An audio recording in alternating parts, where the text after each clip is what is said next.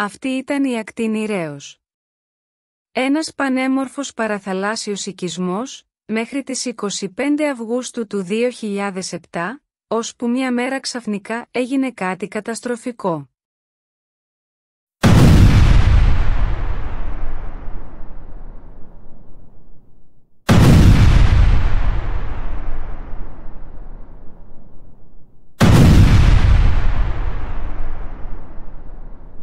Μια τεράστια πυρκαγιά ήρθε από μακριά και άρχισε να κατακαίει τον οικισμό μας.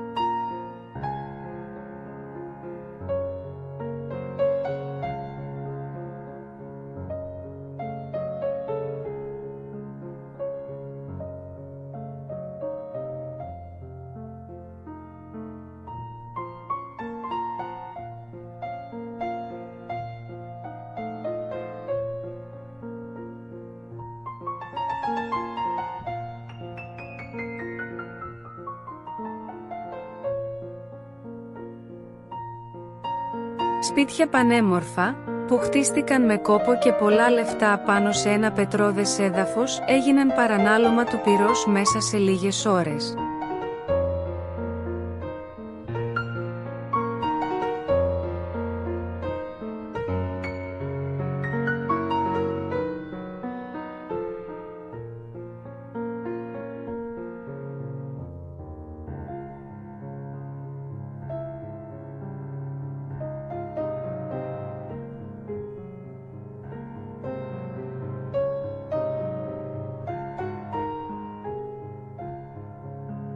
Περιουσίες που αποκτήθηκαν με κόπους και θυσίες, έγιναν στάχτη από τη φοβερή μανία της φωτιάς που κατέκαιγε ό,τι έβρισκε μπροστά της.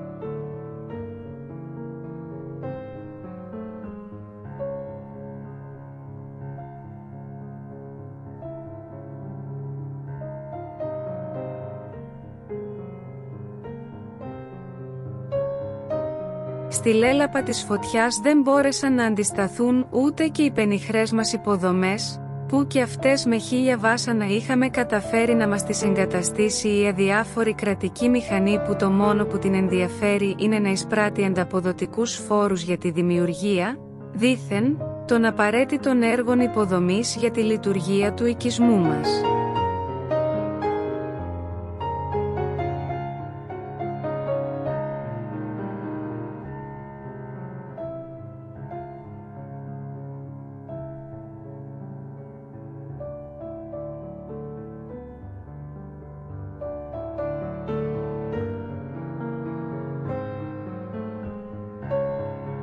Και ενώ η φωτιά είχε ξεκινήσει χιλιόμετρα μακριά από τον οικισμό, και ενώ οι αρχές γνώριζαν ότι εξαιτίας του δυνατού ανέμου δεν θα αργούσε να φτάσει και σε εμάς, κανείς δεν ασχολήθηκε για να ειδοποιήσει τους κατοίκους να απομακρυνθούν άμεσα επειδή υπήρχε κίνδυνος και για τη ζωή τους.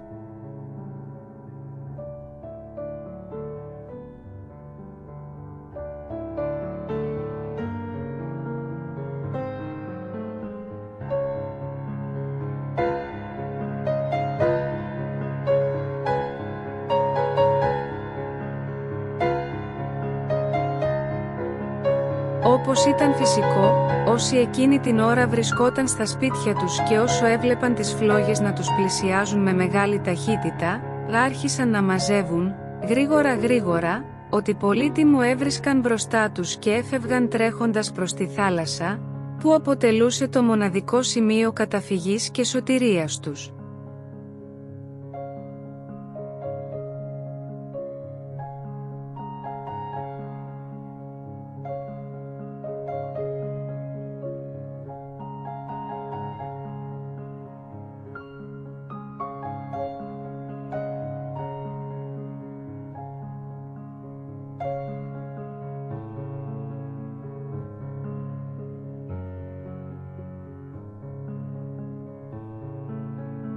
Και όταν η αχόρταγη φωτιά είχε πια κατακαύσει ότι μπόρεσε να βρεθεί μπροστά της, δεν σταμάτησε το καταστροφικό της έργο και συνέχιζε να βγάνει άσπρους και μαύρους καπνούς από διάσπαρτες εστίες που ανενόχλητες έκαιγαν ακόμα.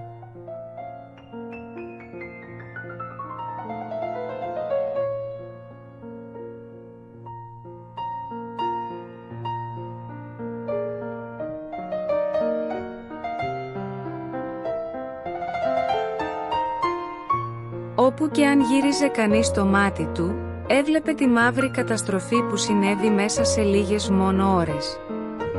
Παντού κυριαρχούσαν το μαύρο χρώμα και οι καυτές ακόμα στάχτες, αλλά και ότι είχε απομείνει από κάποια έργα που με κόπο είχαν κάποιοι δημιουργήσει για να ζήσουν εδώ, στον πανέμορφο τόπο, μια ήρεμη ζωή.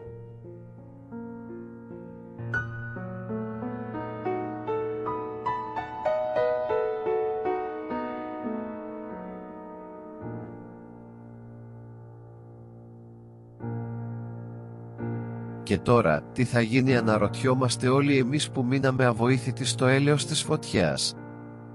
Πώς θα ξαναχτίσουμε όσα καταστράφηκαν, πάλι από την αρχή, πάλι νέοι κόποι, νέες προσπάθειες και νέα έξοδα, ο Δήμος, στον οποίον ανήκουμε, αδιαφορεί. Δεν μας δίνει νερό για να καθαρίσουμε τα καμένα μας εδάφη και σπίτια.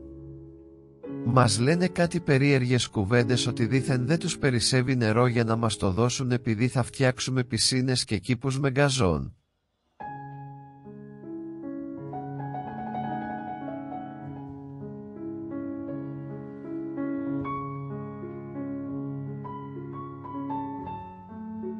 Ακούμε κάτι περίεργες, αδιανόητες, μερικές φορές και εχθρικές κουβέντες, ακόμα και από τους επιχειρηματίες, τους τεχνίτες και τους καταστηματάρχες του Δήμου που ανήκει ο οικισμός μας, και όλοι αυτοί, για άγνωστο λόγο, επιμένουν να παραβλέπουν το γεγονός ότι όλα τα χρήματα που ξοδεύτηκαν για να χτιστεί ο οικισμός, αλλά και αυτά που θα γίνουν για την αποκατάστασή του, θα πέσουν στα ταμεία τους, αφού είμαστε 2 βήματα από αυτούς.